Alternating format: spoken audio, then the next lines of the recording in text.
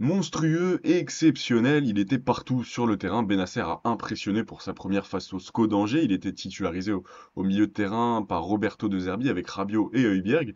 L'international algérien t'a sûrement fait plaisir, Ariles, pour cette première sous les couleurs de l'Olympique de Marseille. En tout cas, j'imagine. C'est sûr qu'un joueur niveau Ligue des Champions qui réalise des débuts aussi tonitruants que celui qu'il a réalisé, il m'a bien évidemment fait plaisir. On a vu un milieu de terrain qui volait sur le terrain. Pourtant, on sait ô combien c'est difficile souvent pour les joueurs qui ont jamais joué en Ligue 1 de s'adapter au championnat, surtout quand on vient de Serie A. On se rappelle Jordan Verretou qui avait eu des difficultés face à Auxerre. On se rappelle de Kevin Strootman pour qui ça avait été très compliqué à l'OM. Et justement, Ismaël Benacer, ce soir, il nous a montré que ça allait pas du tout être le cas pour lui. Bien que physiquement, il soit un tout petit peu dans le dur puisqu'il revient d'une blessure et qu'il a fait peu d'entraînement. Moi, j'ai vu un joueur qui volait sur le terrain, qui était clairement d'une trempe et d'une classe supérieure aux autres. On le voyait lorsqu'il touchait le ballon, on le voyait lorsqu'il récupérait des ballons. Alors, oui, c'est impressionnant lorsqu'on connaît pas Ismaël Benacer. Oui, c'est des excellents débuts pour un milieu de terrain de l'OM, peut-être les meilleurs depuis la Sanadiara. Parce que moi, j'ai pas souvenir d'un milieu qui a fait qui a fait une impression aussi forte dès son premier match.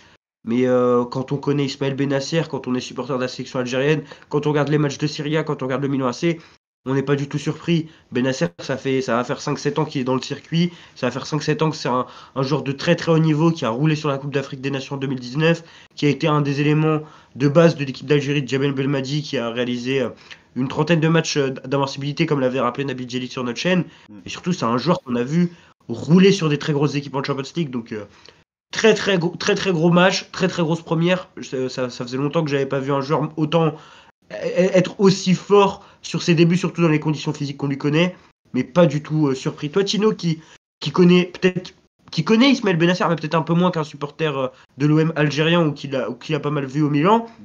Qu'est-ce que t'as pensé, toi, justement, de la première d'Ismaël Benacer? Bah écoute, j'ai eu la chance d'avoir une masterclass en direct par Nabil Djellit sur le profil de l'international algérien et finalement j'ai pas été déçu. On m'a dit que c'était un joueur de grande classe et je vais paraphraser notre ami Lilian qui l'a dit pendant le débrief. Les grands joueurs, la marque des grands joueurs, c'est de ne pas avoir de temps d'adaptation. Alors il venait d'enchaîner quelques matchs à Milan. Il était sorti à la mi-temps d'un un derby de la Madonnina du côté de Milan et finalement bah il est arrivé face au SCO d'Angers d'Alexandre Dujeu, sans vouloir être méprisant.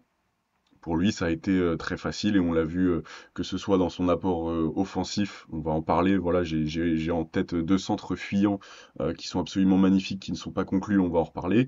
Et effectivement, dans son apport défensif, la solidité dans les duels, etc. J'ai tout de suite compris. Voilà, comme dirait l'autre, je vous ai compris. Et là, j'ai tout de suite compris. Ariles, voilà. Je pense que beaucoup de supporters de l'OM qui ne connaissent pas le joueur, qui l'ont pas beaucoup vu jouer, sont dans une sorte de faux enthousiasme ou d'enthousiasme qui n'était pas total depuis plusieurs jours parce qu'ils voyaient énormément de gens s'exciter, se dire waouh, on a fait que Benacer depuis 12 millions d'euros, voir les tweets, les informations comme quoi il était blessé depuis plusieurs mois et là qui découvre enfin ce joueur, mais nous on le connaissait. Justement, tu vas montrer la compo, Tino, Ouais. dans quelques temps. Moi je sais pas ce que tu en penses, mais je trouve que commencer contre Angers, c'est peut-être pas les débuts les plus faciles à l'extérieur contre une équipe très physique qui est très forte en transition.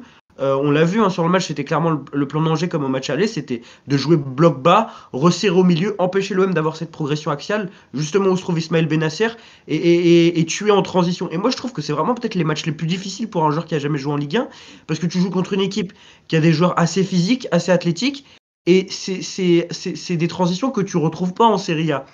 Tu te manges pas des rafales comme ça en Serie A, même s'il il y a des équipes qui jouent la transition, qui mettent un gros pressing. Là, tu es vraiment contre une équipe très athlétique. Et je sais pas si tu te rappelles, mais moi, sa première touche de balle, il tombe un peu. Il contrôle un ballon, mais il tombe un peu. Et tu sais, je me dis, attention, peut-être c'est son premier match en Ligue 1, attention. Et derrière, c'est un récital, derrière, c'est un récital qu'il nous Complètement. fait. Complètement, mais là où par contre j'aimerais apporter une nuance, c'est que on va le voir encore une fois dans les statistiques, il a touché beaucoup de ballons. C'était l'occasion pour lui de toucher beaucoup de ballons et de montrer sa palette, tout ce qu'il sait faire avec le ballon, c'est-à-dire décrocher, redistribuer, que ce soit latéralement ou offensivement. Et on a vu que là-dedans il était même sous pression, il était très très que ce soit sous pression d'ailleurs ou face au jeu ou pris entre deux Angevins, lui ça lui posait pas de problème, il redistribuait. Alors je l'ai vu souvent mettre sur le côté droit pour Murillo, on a vu souvent réguler le jeu d'ailleurs pour la mettre à Balerdi. Facile. renversé. Et il Ouais, a pas mal renversé, renversé. ouais, sur Merlin, on l'a vu plusieurs fois, puis c'était beau quoi, c'est tout ce qu'on lui demande parce que ça accélère le jeu et voilà, ça crée le décalage et là-dedans il a été excellent. Alors on l'a vu arriver, Ismaël Benasser a joué 65 minutes positionné plutôt voilà dans l'axe avec Højbjerg. Voilà, il prenait lieu et place de Rongier qui était malade ce soir et on peut dire qu'il l'a bien remplacé. C'est plus qu'un suppléant là, Benasser. Il y a un débat, il y aura un débat si tu veux l'amorcer maintenant comme tu veux, mais en tout cas, voilà, il a tenu la Ouais, route. moi, je trouve que Rongier est un très bon joueur, un très très bon joueur en Ligue 1, mais là on est sur un joueur d'un autre calibre. Et malheureusement pour Valentin Rongier, on est sur trois milieux de terrain d'un très très gros calibre. Et j'espère que Rongier va réussir à s'incorporer dans le milieu, parce que ça veut dire que s'il s'incorpore dans le milieu, qu'il aura bougé des top top top joueurs à leur poste. Là, tu crois Aujourd'hui, que tu as c'est fait vraiment? Rabiot. Bah, moi je pense que c'est mort pour Rongier malheureusement. Mais il trouvera toujours sa place, hein. Peut-être qu'on va le retrouver en défense centrale, peut-être qu'on va le retrouver piston, parce que c'est un joueur qui au final arrive toujours à se faire sa place.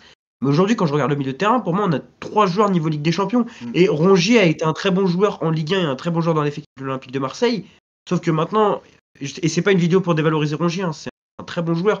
Mais peut-être que le step qui lui restait à franchir, justement, les joueurs qu'on a là sur la composition actuelle, c'est des joueurs qui l'ont franchi depuis un certain temps. Ismaël Benasser, Højbjerg et Rabiot. On parle avec Højbjerg d'un joueur qui a été un titulaire à Tottenham pendant plusieurs saisons. On parle avec Ismaël Benasser d'un international qui a gagné la Coupe d'Afrique des Nations en étant meilleur joueur, meilleur espoir.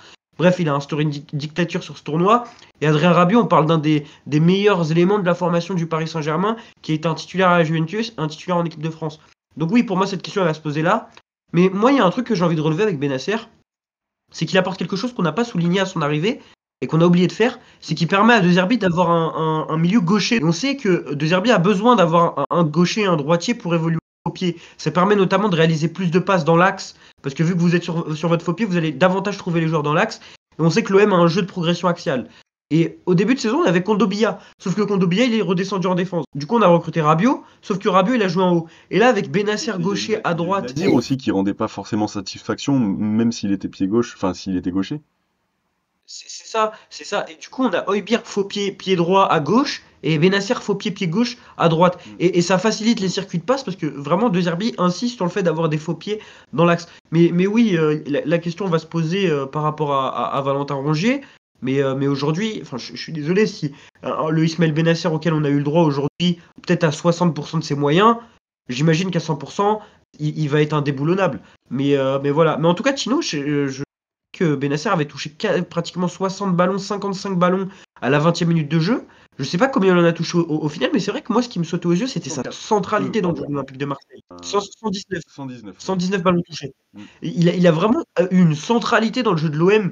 On avait l'impression que tous les ballons passaient par lui, et ça m'avait un peu impressionné. C'est que c'était vraiment, on le voyait partout. Non, t'as pas eu cette impression que vraiment il touchait 120 ballons, mais il en touchait vraiment énormément lorsqu'il était sur le terrain. Ouais, bah écoute, je vais encore paraphraser les amis du débrief. Samy, il me semble qu'il a dit au four et au moulin.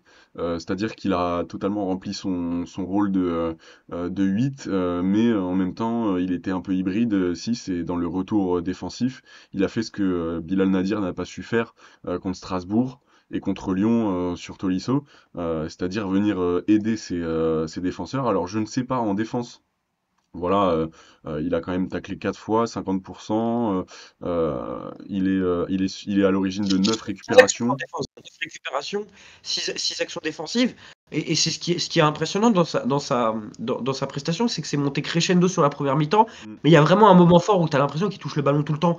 Tu as un moment où on est vraiment sur un joueur total. Et De Zerbi l'avait dit en conférence de presse à son arrivée, Mm. c'est qu'il récupère les ballons, il distribue, il organise sans cesse. Et c'est vraiment impressionnant. Et puis il y a une autre palette de son jeu qu'on va évoquer, c'est les passes. Parce qu'il délivre pour moi une passe décisive à Quentin Merlin. Et je comprends pas comment il peut pas la mettre. Et de toute façon, on a parlé de la prestation de Quentin Merlin dans le débrief. Mais même dans la précision de ses passes, 100% en passe longue, tu le Ouais. montres. Ça montre qu'on est quand même sur un joueur d'une qualité technique supérieure. Il y a aussi ses passes réussies, je crois qu'il a 98 ou 99%. Bref, c'est une machine à laver. Et là, on 99, voit un passe. 103 sur 104. Et effectivement, tu parlais des passes C'est longues. énorme. Il On rate a, une on a parlé passe, des une centres. passe. Il a raté une passe sur 104 et il a joué que 60 minutes de jeu. Et regarde, si tu regardes juste en dessous les expected assists, Ouais. il est à Ah bah 0,5. ça, c'est Ça veut Merlin, dire ça. c'est Quentin Merlin, mais c'est peut-être aussi une autre situation. Mais on est sur un La joueur tête de Rabiot qui aussi. vraiment a réalisé des débuts tonitruants, Mm. c'est le mot, tonitruants. Ce sont des débuts tonitruants pour un milieu de l'Olympique de Marseille. Et toi, je ne sais pas si ça t'a fait penser également à ça, mais pour moi, le dernier joueur qui a fait ça, Diarra, c'est aussi que Ouais. ça. Et encore, Diarra, là, je montre la hitmap d'Ismaël Benasser. On le voit hyper actif sur la partie mi-droite du terrain, donc plutôt dans le camp adverse angevin. Effectivement, tu parles de Lassana Diarra. Lassana Diarra, c'était dans un registre, moi, je trouve différent. Alors, effectivement, Diarra, c'était dans un OM qui était beaucoup plus pressé par ses adversaires. C'était pas un OM protagoniste. Et Lassana Diarra, dans sa protection du ballon, dos au jeu, etc., c'était incroyable. Comment il se défaisait du marquage, c'était incroyable. Donc ça, il y a une dimension beaucoup plus impressionnante. En revanche, ce qui va être impressionnant à voir avec Benasser, c'est comment il gère ses duels. Et dans le foot, quand t'es spectateur, ce qui te saute aux yeux, c'est quand tu gagnes tes duels. Et là, il en a remporté 4 sur 5, Benasser. Et 4 sur 5, t'es déjà conquis en tant que supporter. C'est-à-dire 4 ballons ratissés, c'est quand même voilà, ça saute aux yeux. Par exemple, je me rappelle qu'il y a eu pas mal de situations contre El Melaili. Je me rappelle qu'il y a eu pas mal de départs d'attaquants. Et vraiment, il y a un moment où il enchaîne 3-4 tacles dans sa première partie de terrain sur la première mi-temps. Et c'est vraiment impressionnant. C'est vraiment impressionnant. Et voilà, moi, pour moi, il a fait un match total. C'est une première impressionnante pour certains, ça ne l'est pas pour moi. C'est une première de très haut niveau de Ligue des Champions. Mais moi, je vais dire match total. Parce il a été aussi fort défensivement qu'avec ballon. Et aussi, il aurait dû faire une passe décisive, comme on l'a dit. Et pour moi, je sais qu'il y a débat avec Adrien Rabiot qui a marqué et qui a aussi fait un gros match. Mais Benasser, il faut prendre en compte que c'est le premier match et qu'il a 60% de ses moyens. Mm, Et c'est pour ça que selon moi, c'est exactement. l'homme du match. Mm. C'est que, en fait, on est sur un joueur qui a marché pendant la rencontre et qui était au-dessus. Ouais.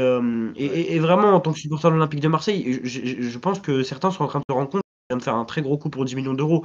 Alors, bien évidemment, il y aura les blessures, il y aura plein d'autres choses, mais voilà, on a été impressionnés, c'était légitime. Mais je crois qu'on n'a pas été les seuls à impressionner parce il y a eu pas mal de déclats flatteux sur celui qui comptait déjà quasiment 80 ballons touchés à la fin de la première mi-temps. Ouais, Euh, exact. toi, Tino, par rapport au match d'Ismaël Benasser, est-ce qu'il y a un truc auquel tu t'y attendais pas qui t'a marqué, enfin, pour quelqu'un qui connaît un peu moins le joueur, genre, est-ce qu'il y a une séquence où tu t'es dit, ok, je m'attendais pas à ça? Bah, sa qualité de jeu long, honnêtement, moi j'ai été assez étonné. Je savais que c'était quelqu'un qui pouvait bien redistribuer dans les petits espaces, dans les grands espaces, etc. La relance, voilà, je m'y attendais, mais au niveau de son jeu long, de ce qu'on attend de lui pour renverser le jeu, moi je m'attendais pas à des passes longues aussi précises. On l'a vu, 100% de passes précises longues, et son pied gauche. Frère, c'est dans quel registre ça, tu sais, le centre un peu fuyant vers la gauche qui arrive entrée de surface. C'est incroyable. Magnifique. C'est magnifique, surtout il les fait. C'est des centres sans élan dans le jeu. En vrai, on va donner une image, hein, mais pour moi, c'est un joueur avec ballon qui s'approche du regista italien, qui s'approche d'un. C'est pour ça que je faisais la comparaison avec Marco Verratti. Alors évidemment, Marco Verratti à son prime, c'est très difficile d'aller le chercher en tant que milieu de terrain, Mm. mais on est sur un joueur qui a une qualité de passe qui est énorme, qui en plus est très complet parce qu'il récupère. Franchement. Franchement, on a signé un très gros joueur et c'est super. On va attendre les prochaines sorties, hein. On va avoir des matchs contre Saint-Etienne. Mais quand tu dis qu'il est qu'à 60% de ses moyens, certains vont me dire oui, c'est Angers, c'est Angers. Mais justement, c'est plus compliqué contre Angers. C'est plus compliqué quand tu es milieu de terrain à l'OM contre Angers parce que Ouais. Angers a fait en sorte de bloquer le milieu de terrain de l'Olympique de Marseille, comme au match aller, parce que l'OM cherche une progression axiale, cherche à passer par le milieu de terrain, à remonter le ballon par le milieu, et ils ont blindé le milieu de terrain. Et justement, lui, malgré ça, il réussit toujours à faire la passe vers l'avant. Mm. Il réussissait toujours à maintenir la pression. Et non, on est juste sur un milieu de classe mondiale, hein, c'est aussi simple que ça. Toi, Ariles, d'ailleurs, tu parlais du pied gauche. Voilà, faux pied par rapport à Højbjerg et Benasser. Ce qui va être intéressant, c'est de voir un peu voir comment il va arriver à combiner avec Enrique Et Greenwood, c'est lui qui va avoir ce job-là aussi de faire la communication de ces Ouais, trois la joueurs liaison, sur le ouais. couloir droit. Et ça va être intéressant parce que en plus, du coup, Greenwood, il a déjà ce pied gauche qui peut centrer avec le centre fouillant, etc. Mais sauf qu'il le fait pas. Donc Benacer, s'il le fait, c'est une bonne nouvelle. Et non, je voulais aussi appuyer tes propos sur le fait qu'il a autant impressionné que pas mal de joueurs en n'ayant fait que 65 minutes. Alors voilà, tout est relatif, hein, les notes données par les algorithmes FootMob sont Oui, pas. c'est pas parce que Gouiri a ses 2 assists. Voilà. Mais Je veux dire, aujourd'hui, si il tu a regardes fait la beaucoup première de période, choses. le joueur qui te sort des yeux dès le début, Il me sort c'est par les yeux. Benacer et c'est indéniable. Qui te sort par les yeux plutôt. C'est Benacer et c'est indéniable. C'est monstrueux, c'est stratosphérique, Mm. c'est d'une classe supérieure à l'Olympique de Marseille. Et les gens vont continuer de s'en rendre compte, hein. De toute façon, ses coéquipiers sont en train de s'en rendre compte. Bah oui, Gouiri, qu'est-ce qu'il dit? Benacer, il a de l'expérience, il va beaucoup nous aider, que ce soit en dehors et sur le terrain. Et on a Roberto De Zerbi qui l'encense déjà. Benacer est un super joueur, il apporte du caractère, et j'en ai une autre en tête que je n'ai pas là forcément, mais De Zerbi dit qu'il n'est pas conscient de son potentiel. Que Ismaël peut faire beaucoup mieux, et ça, quand c'est De Zerbi qui le dit, ça, c'est plein de promesses. C'est ce que je disais dans les vidéos. C'est un joueur qui n'a jamais joué dans une équipe protagoniste en club. Parce que l'AC Milan, qu'on le veuille ou non, reste une équipe de transition dans les gros matchs. Alors, bien évidemment, ils vont donner, ils doivent être protagonistes. Mais Pioli n'est pas un entraîneur qui pratiquait un football aussi protagoniste que celui de Roberto De Zerbi. Et là, pour moi, justement, il est dans les meilleures conditions pour performer. C'est qu'il est dans une équipe qui a le ballon. C'est un joueur qui aime avoir le ballon, où il doit faire la différence. Il court pas derrière le ballon. Par contre, il va être là, justement, pour faire les interceptions, pour récupérer des ballons lorsque son équipe va perdre le ballon. Et il est dans ce registre un peu de maestro à l'arrière qui doit occuper dans un monde normal, en fait. Parce que pour moi, c'est un joueur qui a toutes les qualités pour être un gros milieu de terrain. On le disait, s'il a pas ses blessures à Milan, c'est un mec, franchement, il est dans la catégorie 1 des milieux européens. C'est un joueur qui normalement devrait être à Manchester City ou à Arsenal, s'il continue sur sa dynamique des saisons 21-22 et 22-23. Et il faut lui souhaiter à l'OM justement de ne pas se blesser et de continuer comme ça parce que vraiment, week-end après week-end, on va être impressionné. Et Dieu sait qu'on a connu des milieux d'une très grande classe à l'Olympique de Marseille ces dernières années parce qu'on a parlé de la Sanadiara, mais il y a aussi Luis Gustavo, il y Gustavo. a, je sais pas, Boubacar Kamara qui était aussi un très gros milieu, qui a été un très bon milieu à l'OM. Pierre-Emile Højbjerg, quand il est arrivé, déjà c'était un saut qualitatif. Rabiot, c'est un saut qualitatif. Rongier, c'est un joueur qu'on connaît depuis 5 ans. Mais vraiment, Benacer, j'insiste là-dessus, on va connaître un joueur, pour moi, d'un niveau encore supérieur si tout va bien physiquement. Tu penses que les supporters ne sont pas prêts? Là, j'ai devant moi le calendrier, donc tu as sa première contre Saint-Étienne, ça va être sympa au Vélodrome. Et ensuite, tu as Marseille-Lens et PSG-Marseille. Moi, j'étais curieux, je voulais te poser une question d'ailleurs. Est-ce que tu penses que c'est un joueur qui, dans les grands rendez-vous, va encore plus nous régaler? C'est un joueur de grand rendez-vous, Ismaël Benacer. Très Ismaël content qu'on Benacer, l'appelle ça. lorsqu'il était à l'AC Milan dans le derby de la Madonnina, il éteignait Barella à chaque match. À chaque match, il éteignait. Et pourtant, l'AC Milan gagnait peu dans le derby. L'AC Milan n'a pas, enfin, historiquement sur les dernières saisons, plutôt sur la dynamique des dernières saisons, Ouais. l'AC Milan ne gagne pas face à l'Inter la plupart du temps. Mais Benacer a souvent mangé Barella dans le derby. On peut prendre aussi les gros matchs de Champions League. C'est toujours un joueur qui a répondu présent dans les gros matchs. Donc là, c'est sûr qu'il va avoir ce premier match contre la Saint-Etienne à domicile. Ensuite, les matchs contre Lens et Paris qui vont être particulièrement attendus. Mais je pense qu'il va falloir faire attention parce que physiquement, faut pas oublier que c'est un joueur qui sort de blessure. Donc pas le mettre 90 minutes directement. Mm. Et idéalement, oui, idéalement, il continue de nous impressionner et il sort une masterclass au Parc des Princes dans un mois. Mais non, franchement, on l'a dit, hein, Ismaël Benacer, taille patron. Taille patron. Exactement. Début XXL, comme vous voyez. Ouais, début XXL. On a bientôt Et passé voilà, l'âge. on espère le voir à 100% de ses capacités physiques. Et on va avoir un putain de milieu de terrain si on a ça. Si on a ça, surtout à côté d'Højbjerg, je trouve qu'il se complémente bien. Je Ouais. trouve qu'il il se complémente, il se complémente particulièrement bien. Je me languis de la saison prochaine déjà, mais bon, ça Avec y reste. Pogba? Ouais, pourquoi pas, Mais clairement. déjà, on a un milieu de Champions League. Déjà, on a un milieu, mais c'est n'importe quoi pour l'Olympique de T'imagines Marseille. la Je suis feuille de match? désolé. Rabiot, Pour un club Højbjerg, qui est pas en Coupe Benacer. d'Europe, c'est n'importe quoi. C'est n'importe quoi pour un club qui est pas en Coupe d'Europe. J'étais en train de me faire la C'est réflexion, mais ouais, c'est fou. C'est merci Benassia pour les travaux. En tout cas, Et si merci, t'as et, rien et d'autre à merci ajouter. Sergio Conceição surtout.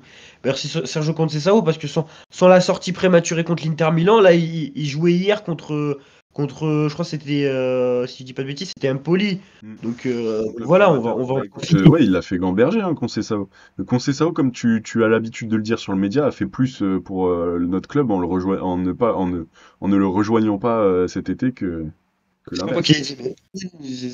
c'est ça, ouais, c'est ça exactement. Mais voilà, en tout cas sur Benacer, je trouve qu'on a bien évoqué sa première. N'hésitez pas à nous dire en commentaire ce que vous avez pensé de la première de l'international algérien. Est-ce que vous avez été impressionné ou non? Est-ce que vous avez été rassuré? Est-ce que vous pensez qu'il peut atteindre un niveau encore plus important? Je pense qu'il y a des facettes de son comportement qu'on n'a pas encore vues parce qu'il est en mode adaptation, par exemple son caractère en termes de leadership. Mais pour moi, je pense qu'on a vu l'ensemble de ses qualités ce soir, ou une belle palette, et j'espère qu'on va continuer de les voir. Hâte de voir quand il sera vraiment intégré au groupe. En tout cas, n'hésitez pas à liker, partager la vidéo, et puis surtout ça nous aide pour le référencement et à vous abonner à tous les réseaux sociaux de Massilia Zone. Et j'avais un dernier truc à dire, ouais, avec les coéquipiers comme Gouiri, voilà, des internationaux algériens, ça risque d'être encore mieux. Voilà, je te lance le mot de la fin, Harilé, c'est Le débrief de la rencontre, en tout cas, lui est disponible. Comme l'a dit Tino, n'hésitez pas à liker, à vous abonner. Et puis on se dit à la prochaine. Et allez l'OM, froidement, c'est ça, froidement et humblement. Ciao. et humblement. Ciao.